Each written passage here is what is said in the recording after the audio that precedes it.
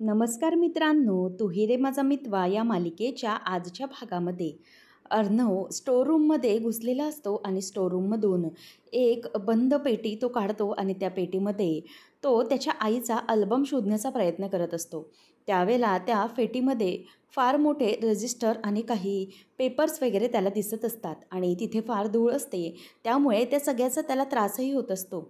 तो एक एक पेपर, एक एक पेटी त्यातून काढण्याचा प्रयत्न करत असतो.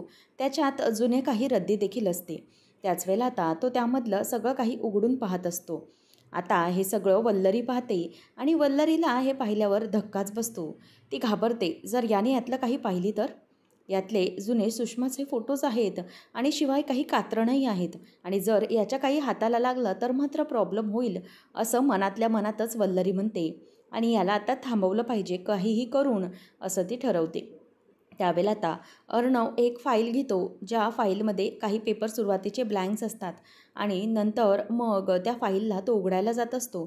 तेवढ्यातच आता वल्लरी ही घाबरते आणि त्याच्यापर्यंत पटकन येते आणि म्हणते, अर्णव, अरे ही फाईल तू का बघतोयस? म्हणजे इतक्या रात्री स्टोरूममध्ये तू काय करतोयस? असा प्रश्न विचारल्यावर आता अर्णव म्हणतो की अगं ते काय नाही, मी जरा आईचे जुने फोटोचे अल्बम वगैरे बघत होते आमचे. तेव्हा मग ती म्हणते की अच्छा, अरे तू फोटोजचे अल्बम बघत होतात, मग ह्याच्यात पेटीमध्ये तर काहीच नाही आहे. अरे ही पेटी आहे ना, ही माझी पेटी आहे रे. याच्यात तसं काही नाही आहे जुनं, याच्यात फक्त फाईल वगैरे आहेत जुन्या, बाकी काहीही नाही. आणि जर तुला तुमचे लहानपणीचे आणि सात्विकाताईंचे वगैरे फोटो बघायचे असतील ना, तर मग ते फोटो ना आजीकडे आहे. आजीच्या कपाटामध्ये ते कधी शिफ्ट केले आहेत. तेव्हा मग तो म्हणतो की अच्छा, म्हणजे आजीकडे आहेत का ते फोटो? तेव्हा ती म्हणते की हो, अरे आजीकडे आहेत, बघ ना याच्यामध्ये कुठलाही अल्बम नाही आहे. असं म्हणून ती एक एक त्यातलं जे रजिस्टर मस्टर सगळं असतं ते त्याला दाखवते आणि म्हणते की बघ याच्यात काहीच नाही आहे. तेवढ्यातच एक रजिस्टर तिच्या हातातून म्हणजेच असं वाकडं होतं आणि त्याच्यातली जी सगळी पेपरची कात्रणं असतात ती सगळी खाली पडतात. आता खाली पडल्याबरोबर अर्णव त्याच्याकडे बघत राहतो आणि ती घाबरते की जे दिसायला नको हवं होतं तेच आता अर्णवला दिसलं. मग ती म्हणते की अरे थांब मी उचलते, परंतु तो म्हणतो की थांब मामी, मी देतो तुला उचलून. असं म्हणून आता तो एक एक पेपर उचलून द्यायला लागतो. त्यावेळेला आता त्या फोटोजमध्ये एक बाई असते जिचे पूर्वीचे तरुणपणीचे फोटो असतात. मग आता त्यावर लगेच तो म्हणतो की हा फोटो, हा ना चेहरा मी कुठेतरी पाहिल्यासारखा वाटतोय, मला ओळखीचा वाटतोय. तेव्हा ती म्हणते की अरे असं काय करतोयस, हे पेपरमधली ना जुनी कात्रणं आहेत आणि यात ना माझे सगळे जुने फोटोज आहेत, हे माझे फोटोज आहेत, असं मुद्दामच ते बोलून दाखवत असते. कारण या फोटोमधली जी बाई असते ती दुसरी तिसरी कोणीही नसून ईश्वरीची आई असते. आणि मित्रांनो, इथे फार मोठा भूतकाळ या सगळ्याच्या मागे दडलेला आहे आणि हा भूतकाळ हळूहळू आपल्याला उलगडेलच, परंतु या सगळ्यामध्ये अर्णव त्या फोटोजकडे अगदी निरखून पाहतो. कारण हल्लीच त्याने ईश्वरीच्या आईला बघितलेलं असतं आणि त्यामुळेच त्याला आता ती ओळखीची वाटत असते. त्याचबरोबर आता अर्णवकडून ती कात्रणं ती पटकन खेचून घेते आणि म्हणते की अर्णव, अरे हा माझा फोटो आहे बघ ना. मुद्दामच ती त्यात तिचा फोटो आहे असं सांगून त्याला गप्प करत असते. आणि नंतर म्हणते की तुला आईची आठवण आली होती ना, साहजिकच आहे. अरे आम्हाला पण सात्विकाताईची खूप आठवण येते. तुला माहिती आहे का, तुलाही तिने खूप जीव लावला होता, आई होती तुझी ती. शिवाय आम्हा सगळ्यांनाही खूप जीव लावायची ती, सगळ्यांची काळजी घ्यायची. आणि तुझे मामा आणि माझी आमची तर खूप विचारपूस करायची, खूप प्रेमाने जपायची आम्हाला. सगळ्या गोष्टी अगदी त्यांच्या आठवणीत आहेत आणि कधीही त्यांची आठवण गेलेली नाही बरं का. बरं तू एक काम कर, हे दे पेपर्स माझ्याकडे. तेव्हा मग आता तो ठेवायला जात असतो, तेव्हा ती म्हणते की अरे राहू देत अर्णव, राहू देत तू, हे राहू दे, मी ठेवते. तू हवं तर सात्विकाताईंचे फोटो बघायचे आहेत ना, आजीकडे जाऊन बघ. आता अर्णव विचार करतो की एवढ्या रात्री कशाला फोटोज बघू, म्हणून तो तिथून गपचूप आजीकडून न जाता स्वतःच्या रूममध्येच निघून जातो. आणि इथे ती विचार करत असते की हा जुना भूतकाळ इतके वर्ष मी लपवून ठेवला होता. हा भूतकाळ असा मला कोणाच्याही समोर येऊन द्यायचा नाही आहे. काही झालं तरी हा भूतकाळ अगदी व्यवस्थितपणे मी लपवून ठेवलेला आहे, असं म्हणून इथे आता ती त्या फोटोजकडे रागाने बघतच राहिलेली असते. आणि तो फोटो असतो तो म्हणजे ईश्वरीच्या आईचा तरुणपणीचा फोटो. आता तो फोटो पाहत असताना तिला खूप राग येत असतो आणि ती रागानेच ते सगळी जी फोटो जी कात्रणं असतात ती त्या पेटीमध्ये पुन्हा ठेवून देते आणि ती पेटी आता बंद करून टाकते. आणि त्या पेटीचा म्हणजेच त्या सगळ्या जुन्या गोष्टींचा आठवून तिला राग आलेला असतो, कारण इत्येक वर्ष तिने जे काही केलं आहे ते सगळं या पेटीमध्ये दडलेलं रहस्य आहे. आता ते रहस्य मित्रांनो आपल्याला लवकरच कधीतरी उलगडेलच. तोपर्यंत आपण पाहूया की आता ईश्वरीची आई ही कपड्यांच्या घड्या करत असते. मग तिथे ईश्वरी येते आणि आई अशी म्हणून तिला मिठी मारते. त्यावेळेला मग आता ईश्वरी म्हणत असते की आई, आज ना जेवणाला ना तू जशी आमटी बनवतेस ना तशी आमटी बनव हां, मला तुझ्या हातची चव खायची आहे. अगं कितीही कोणी किती काही बनवलं ना तरीही तुझ्या हातची ती चव आहे ना आमटीची ती येतच नाही कशाला बघ. तेव्हा मग ती म्हणते की हो हो, आमटीच कशाला, तुला जे काही सगळं आवडतं ना ते सगळं मी तुला खाऊ घालणार आहे बघ. आणि अगं किती सुकली आहेस तू, अगं इथे येऊन किती वाढली आहेस. इंदोरला तरी तुझी तब्येत चांगली होती, परंतु आता इथे येऊन बघ तुझी तब्येत किती खराब झाली आहे, जरा खातपीत जा. तेव्हा मग ईश्वरी म्हणते की काय ना आई, अगं आपल्या मुलांची तब्येत कितीही चांगली असली ना तरीही आईच्या नजरेला नेहमी असंच वाटतं की आपलं मूल वाढलं आहे आणि आपलं मूल खातपीत नाही. आता तू इथे आली आहेस नाही तर आता ना तू असे असे पदार्थ मला खाऊ घालशील ना, इतकं पोट तुडुंब भरून जाईल ना की बघ जेवल्यानंतर ना काही वेळाने मला चालताही येणार नाही, इतकं जेवू घालशील तू बघ. त्यावेळेला मग नमू म्हणते की मग काय हरकत आहे पोटभर जेवायला, आणि पोटभर जेवलं तर काय होतंय, तुला काय त्या अर्णव सरांसारखं डाईट वगैरे करायचं आहे की काय, त्या अर्णव सरांसारखंच तुला बारीक व्हायचं आहे की काय, आणि तसंच डाईट करायचं आहे का. आणि त्याच वेळेला मग ईश्वरी आता म्हणते की हे भगवान, आणि ती डोक्याला हात लावते आणि म्हणते की हे भगवान, सकाळी सकाळी ताई तू कोणाचं नाव काढलंस गं, उगीचच त्यांचं नाव कशाला काढलंस तू सकाळी सकाळी, असं म्हणून आता ती उगीचच त्याला बोलण्याचा प्रयत्न करत असते. त्याच वेळेला मग आता लगेच अर्णव सरांचा विषय निघाल्यावर ईश्वरीची आई म्हणते की आत्ता मला आठवलं की मी त्यांना कुठे पाहिलं होतं ते. आणि आता तिला इंदोरचे क्षण आठवतात, ज्यावेळेला ईश्वरीला म्हणजेच त्या व्हिडिओच्या माध्यमातून बदनाम केलं गेलं होतं. त्याच वेळेला इंदोरमधली जी माणसं असतात ती म्हणालेली असतात हीच ती ईश्वरी देसाईंची मुलगी, आईवडिलांनी इतकं चांगलं करून ठेवलं आहे परंतु ह्या मुली अशा कशा वागतात. तेव्हा मग ईश्वरीची आई म्हणते की ईशू, अगं हे अर्णव सर तेच आहेत ना ज्याच्यामुळे तुमची इंदोरमध्ये बदनामी झाली होती आणि तुम्हा दोघींनाही तिथून इंदोर सोडावं लागलं होतं. तेव्हा मग आता ईश्वरी हळूच मान डोलावते की हो.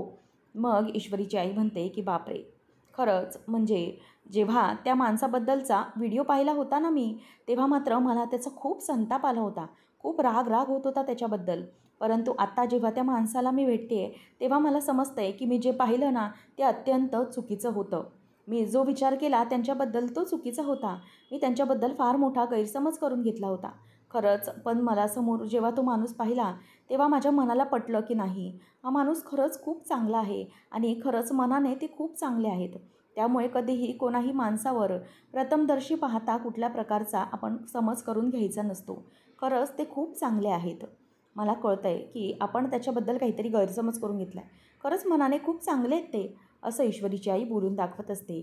त्यावेळेला आता ईश्वरी गप्पच हे सगळं ऐकून घेत असते. नंतर ती म्हणते की आई, अगं हो, चांगलेच आहेत ते तसे, मी कुठे म्हणाली आहे की वाईट आहे, परंतु एकदा की ते भडकतात ना, एकदा की त्यांच्यामधला भडकूचंद जागा झाला ना की ऑफिसमध्ये जे कोणी त्यांच्या समोर येईल ना त्याच्यासमोरच ते आता त्यांच्या हातातली बंदूक येतात आणि धडधड धडधड धडधड त्यांच्यावर फायरिंग करत सुटतात. तेव्हा मग असं बोलल्यावर ईश्वरी हसायला लागते, त्याचबरोबर नमू आणि इशूची आई देखील हसायला लागते. मग आता इथे लगेच पुढे ईश्वरीची आई म्हणते की काय गं असं बोलतेस तू त्यांच्याबद्दल, चांगले आहेत ना ते बिचारे मनाने.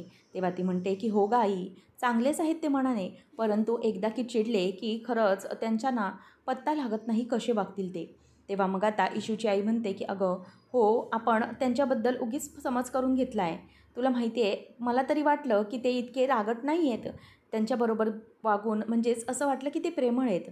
तेव्हा ती म्हणते की हो आई, तुला माहिती नाही आहे कसे आहेत ते, अगं इतके चिडतात ना की सांगू नकोस, खरंच काय करायचं कळतच नाही त्यावेळेला.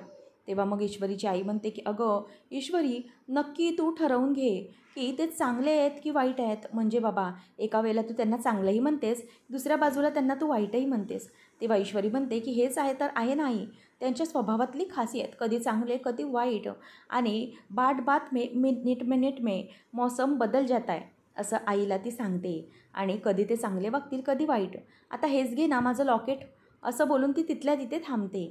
आणि मग ईश्वरीची आई म्हणते की इशू, अगं तुझ्या गळ्यातलं लॉकेट, असं म्हणून ती आता तिच्या लॉकेटकडे बघतच राहते. आणि ईश्वरी आता तिथेच गप्प बसते. ईश्वरीची आई म्हणते की अगं इशू, मी आल्यापासून बघते तुझ्या गळ्यामध्ये तुझं लॉकेट नाही आहे. कुठे आहे तुझं लॉकेट? मी तुला सांगितलं होतं ना की तुझ्या गळ्यामध्ये कायम ते लॉकेट ठेवायचं लहानपणापासून म्हणून. मग तू ते लॉकेट का बरं काढतेस? असं तिची आई तिला विचारते. आणि कुठे आहे ते लॉकेट, असा प्रश्न ती विचारते. त्यावेळेला आता ईश्वरी म्हणते की आई, अगं काय ना, ते लॉकेट आहे माझ्याकडे. अगं प्रवास करते ना बसने, ट्रेनने, आणि गर्दीमध्ये ते लॉकेट कुठे हरवायला नको, कुठेही पडायला नको ना, म्हणून ते लॉकेट मी अगदी आपल्या अलमारीमध्ये सुखरूप ठेवलेलं आहे. नको काळजी करूस. आणि मला माहिती आई, तुझ्यासाठी आणि आपल्यासाठी हे लॉकेट किती महत्त्वाचं आहे, म्हणूनच ते लॉकेट मी कायम ठेवते. त्याच वेळेला आता ईश्वरीची आई म्हणते की अगं, हे लॉकेट कधीही तुझ्यापासून वेगळं नाही होणार, मला माहिती आहे. आता लगेच पुढे नम्रता ते लॉकेट आणून तिला देते. आणि मग ईश्वरीची आई तिच्या गळ्यामध्ये ते लॉकेट घालण्यासाठी उठते. आणि ते लॉकेट तिच्याकडे देऊन म्हणते की हे घे इशू, हे लॉकेट आता गळ्यामध्ये घाल. आणि हो, एक गोष्ट लक्षात ठेव की हे लॉकेट ना तुझ्यापासून कधीही लांब जाणार नाही, कधी तुझ्यापासून हे हरवणार नाही. आणि जरीही ते लॉकेट कुठेही तुझ्यापासून लांब गेलं ना, तरीही ते लॉकेट परत तुझ्याच पाशी येणार, असं तिची आई बोलून दाखवते. त्याच वेळेला मग आता ईश्वरीला जेव्हा ती लॉकेट घालत असते ते पाहून ईश्वरीला खरंच खूप बरं वाटत असतं. आता लगेच ईश्वरीची आई म्हणते की बघितलं, आता किती सुंदर वाटतोय गळा आणि किती छान वाटतं हे लॉकेट. तुला माहिती आहे ना, या लॉकेटमध्ये फार जुन्या आठवणी आहेत. आणि काही झालं तरीही या आठवणी सतत तुझ्यासोबत ठेव हां. आणि कुठेही असं इकडे तिकडे हे लॉकेट ठेवून देऊ नकोस.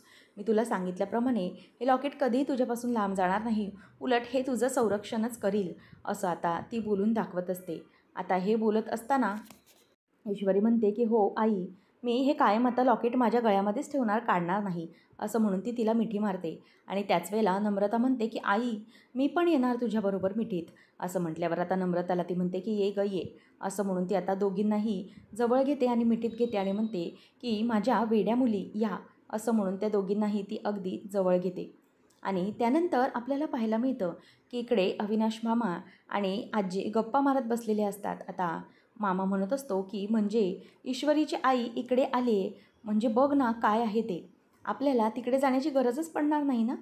आणि किती छान योगायोग जुळून आला आहे ना. आपण ईश्वरी आणि अर्णवची पत्रिका जुळवायचं बघतोय आणि त्यातच ईश्वरीची आई इकडे येणं, म्हणजे किती छान सुंदर योगायोग आला आहे. तेव्हा आजी म्हणते की अरे हळू बोल, काय ना खरी गोष्ट आहे, आपण त्यांची पत्रिका जुळवतो आणि त्यावेळेलाच ईश्वरीची आई येणं, हे म्हणजे खरंच खूप चांगलं आहे. आता गुरुजी कधी येतात एकदाचे ते बघूया. आणि एकदा की पत्रिका जुळवली की तिच्या आईला आपण बोलवायला मोकळे झालो.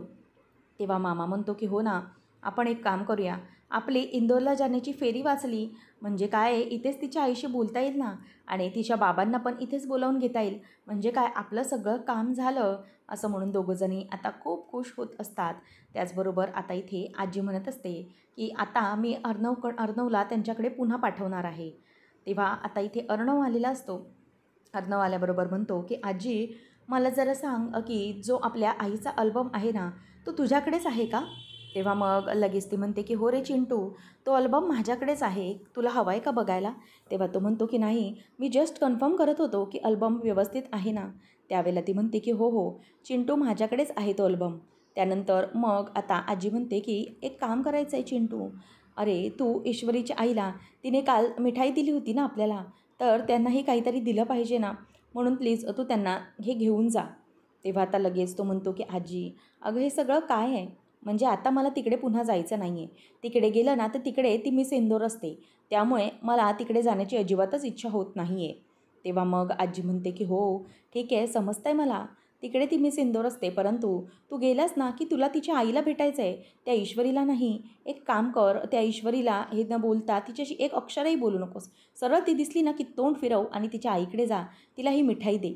तेव्हा मग अर्णव म्हणतो, आजी तरी पण, आणि काय दिलं त्यांनी काही दिलं म्हणून आपण देणं गरजेचं आहे का? आपण देणार, त्यांनी दिलं मग आपण देणार, मग पुन्हा ते देणार मग आपण पुन्हा देणार, हे सगळं कशाला? तेव्हा आजी म्हणते की अरे आत्ताच्या घडीला तरी घेऊन जा, हे बघ तयारच आहे. असं म्हणून ती त्याच्याकडे पिशवी देते आणि मग तो म्हणतो की आजी खरंच मी एक काम करतो, मी ना माझं ऑफिस बंद करून ठेवतो आणि कुरिअर बॉयची सगळी सर्व्हिस सुरू करतो. तेव्हा तो ते सगळं घेऊन निघून जातो आणि आजी त्याची दृष्ट करत म्हणते की गुणाचा माझा चिंटू वाळतो. असं म्हटल्यावर तो तिथून निघून जातो.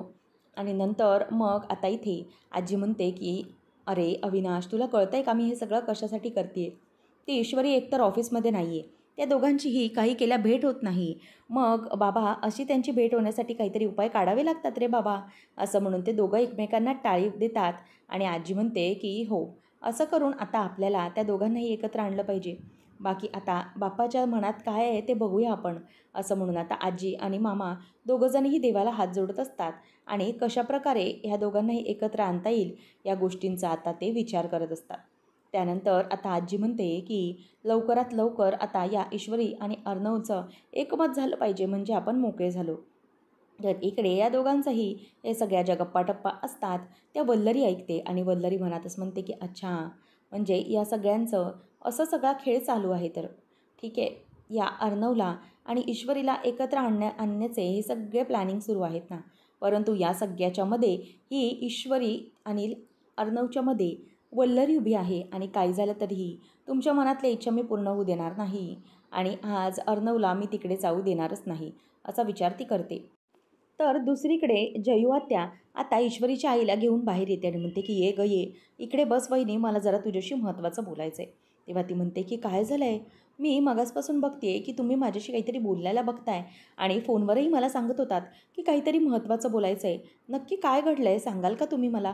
त्यावेळेला आता जयू आत्या म्हणते की हो अगं वहिनी, तसं महत्त्वाचंच होतं ना, म्हणूनच तर तुला मी लगबगीने इकडे भेटायला बोलवलं आहे ना, मला दादाच्या अगोदर तुला बोलवलं आहे.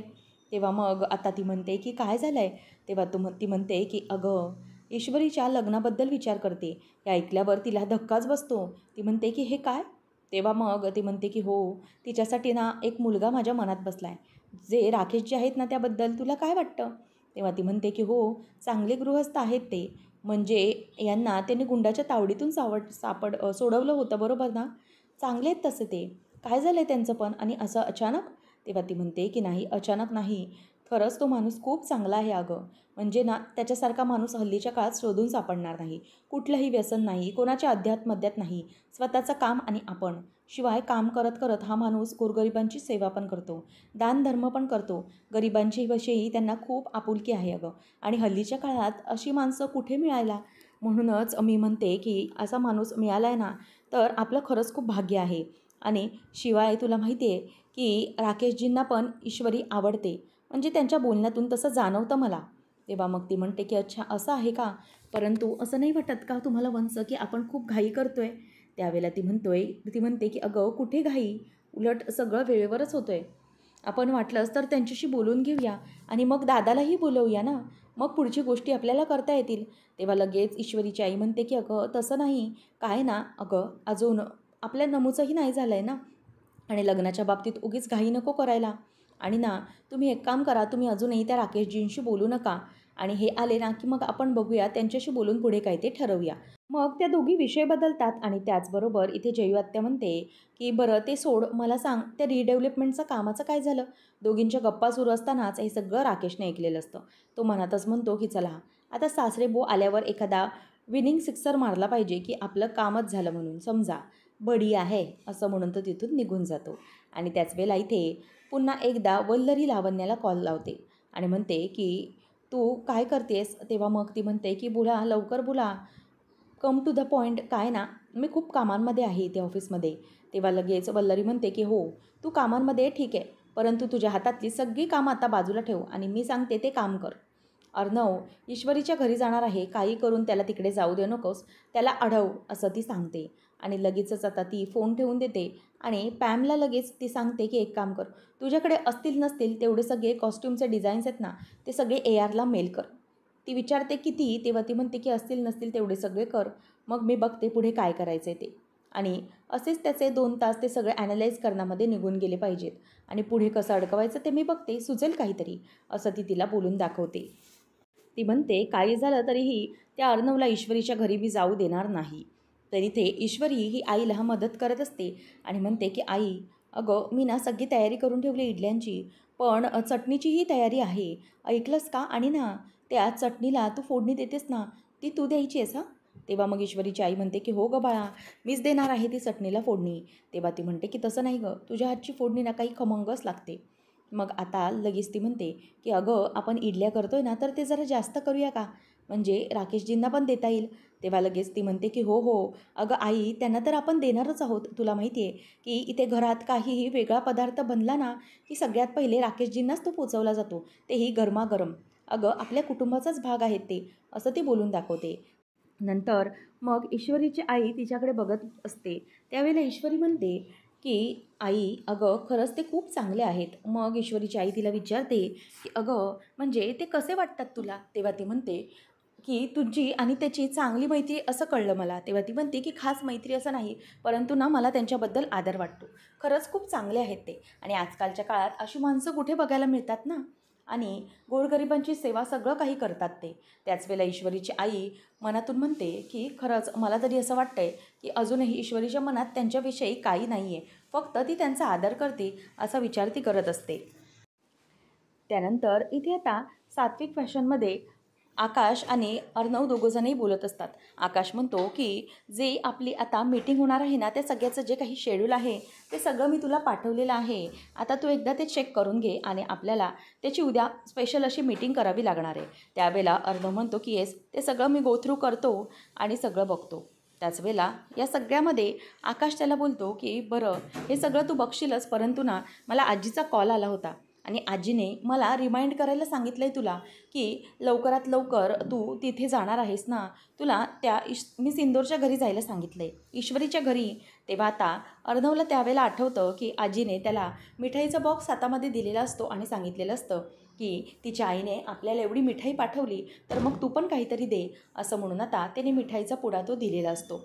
त्याच वेळेला आता इथे तो पुढा दिल्यानंतर इथे आकाशला आठवतं की आता तो ईश्वरीच्या घरी जाणार आणि पुन्हा एकदा त्याची भेट होणार, म्हणून तो गालातच आता गोड हसतो. आणि लावण्याने ते सगळं ऐकलेलं असतं आणि या सगळ्यापासून रोखण्यासाठी आता लावण्या म्हणते की यार बघ, मी तुला काही मेल्स केले आहेत, तू जरा चेक कर आणि मग कळव काय ते. आणि हो, हे सगळे मेल्स आहेत ना महत्त्वाचे आहेत, हे सगळे गो थ्रू कर.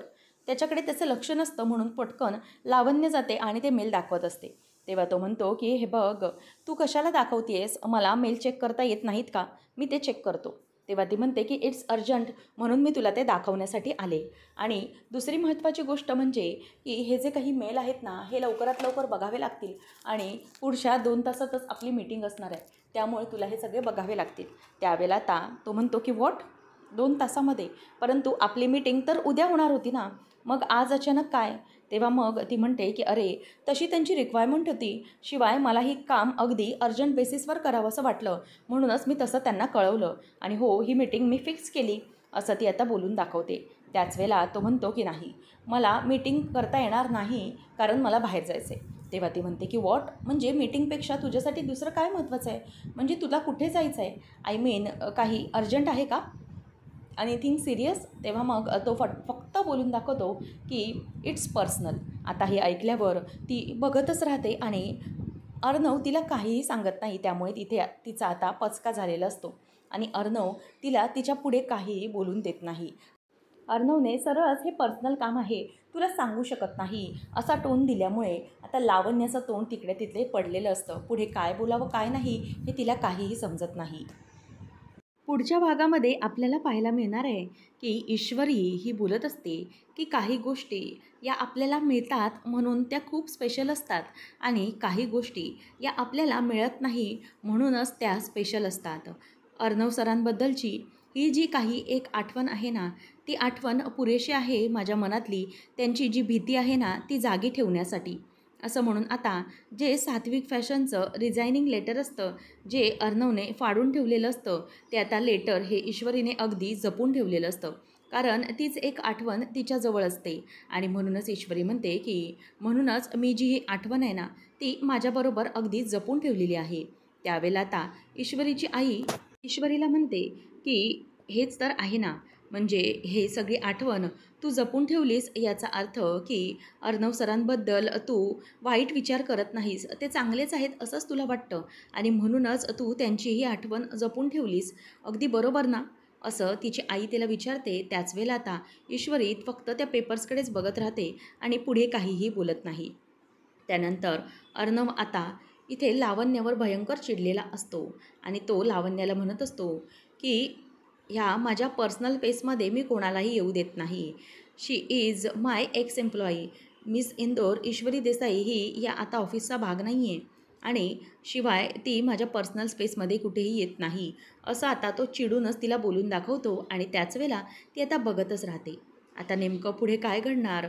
अर्णव ईश्वरीकडे गेल्यावर पुढे काय घडणार हे पाहणं रंजकतेचं ठरणार आहे. अशाच अपडेटसाठी चॅनलला सबस्क्राईब नक्कीच करा.